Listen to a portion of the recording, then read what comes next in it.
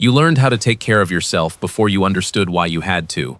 You came home from school, unlocked the front door yourself, and walked into a quiet house. No one asked how your day went. No one reminded you to start your homework. No one made your snack or checked whether something was bothering you.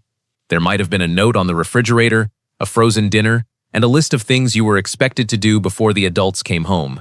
So you figured it out. You made something to eat. You finished your homework. You looked after your younger brother or sister. You learned which noises in the house were normal and which ones made you stop and listen. And when something went wrong, you handled it. Not because you were unusually brave, not because you were naturally independent, because, in that moment, there was no one else in the room. People praised you for being mature, responsible, low maintenance, the child who never caused trouble.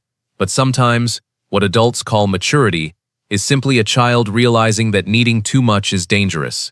So you stopped needing. Or at least, you became very good at pretending you did, and you may still be doing it today.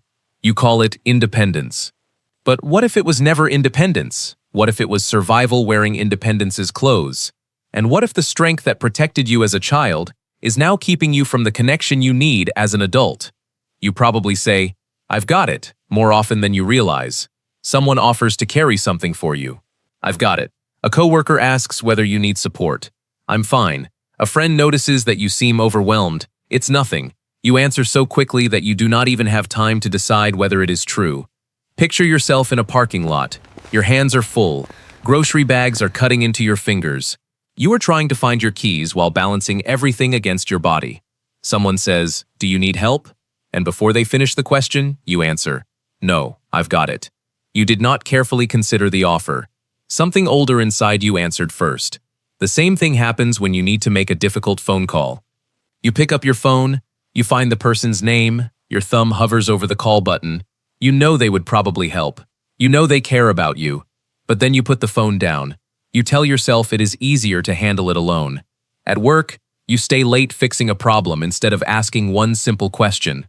In relationships, you wait until the crisis is over before telling your partner that anything happened. When someone asks, "How are you?" Really, you make a joke, usually a dark one, because humor lets you tell the truth without having to stand inside it for too long. And even when life is going well, some part of you remains alert. You enter a restaurant and notice the exits.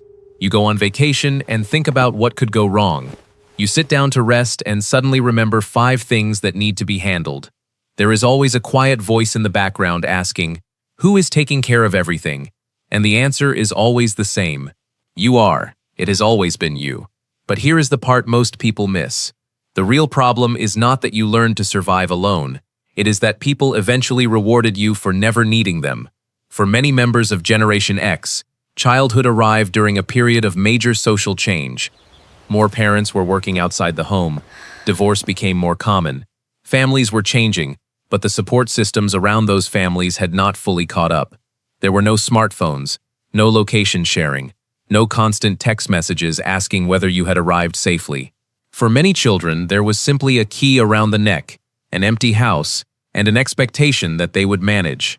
They were called latchkey kids. But that phrase sounds almost harmless now. It does not describe what it felt like to be 8, 9, or 10 years old and understand that, for several hours every day, you were responsible for yourself. Sometimes you were responsible for younger children too. You learned how to make food without burning the house down. You learned how to answer the phone and what to say if a stranger called. You learned not to open the door. You learned how to stay calm when you heard a strange noise upstairs. You learned how to hide fear because fear did not solve the problem. And because you handled these things well, adults assumed you were fine. That may have been the beginning of the pattern. You were capable, so people gave you more responsibility. You remained quiet, so people assumed you needed less attention. You did not complain, so no one noticed how much you were carrying.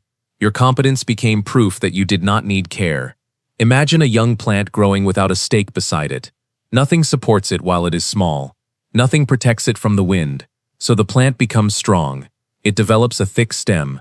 It learns to stand by itself. That strength is real, but it was not developed in comfort.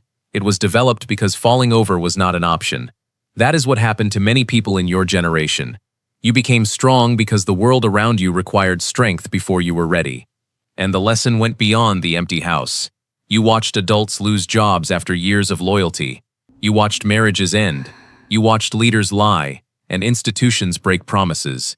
You absorbed a message that no one may have said aloud. Do not depend too heavily on people. Do not trust systems to protect you. Always have a backup plan, and never let anyone see you panic. So you built yourself into your own emergency plan. You became the person who could always cope, the person who knew what to do, the person everyone else called when their life fell apart. But no one asked who you called when yours did. Maybe the answer was no one. This survival pattern did not disappear when you grew up. It simply found more respectable places to hide. At work, it became reliability. You accepted extra responsibilities. You solved problems other people avoided. You rarely delegated because explaining the task felt harder than doing it yourself. People admired your work ethic. Meanwhile, you were slowly exhausting yourself. You called it being dependable. Your body may have called it burnout. In relationships, the same pattern became emotional distance. Not because you did not love people, not because you were incapable of trust, but because trusting someone with the unfinished, messy part of a problem was never something you learned to do. You told people what happened after you had already survived it, after the bad day was over, after the money problem had been solved, after the doctor's appointment, after the fear had passed. Your partner may have said, "Why didn't you tell me?" And you may not have known how to answer, because to you, love meant protecting people from your problems. To them, love meant being allowed to stand beside you while the problem was happening. That difference can create loneliness, even inside a loving relationship. And rest can become difficult too. Real rest requires more than sitting down. It requires believing that, for a little while, you do not have to watch everything. It requires trusting that someone else can handle the situation, that nothing terrible will happen if you stop scanning, planning, fixing, and preparing.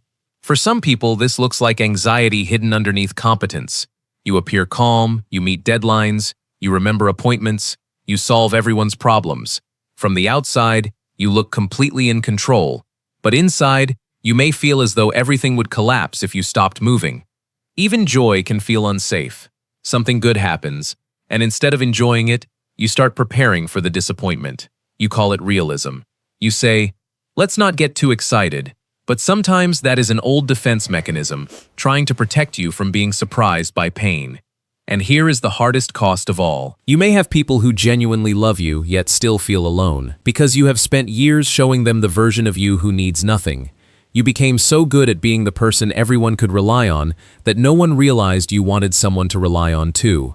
The house is no longer empty, but your nervous system may still be acting as though no one is coming through the door. The first thing you need to understand is that nothing was wrong with the child you were.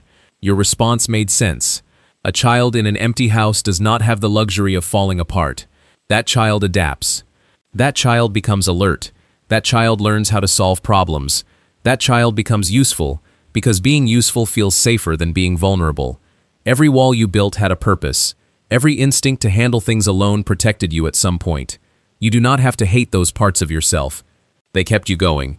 But a survival strategy can be intelligent and still become outdated. The strength that saved you then may be isolating you now, and this is where the meaning of strength has to change. Strength is not only standing alone. Sometimes strength is allowing someone to see that you are tired. Sometimes strength is asking a question before you spend 3 hours struggling alone.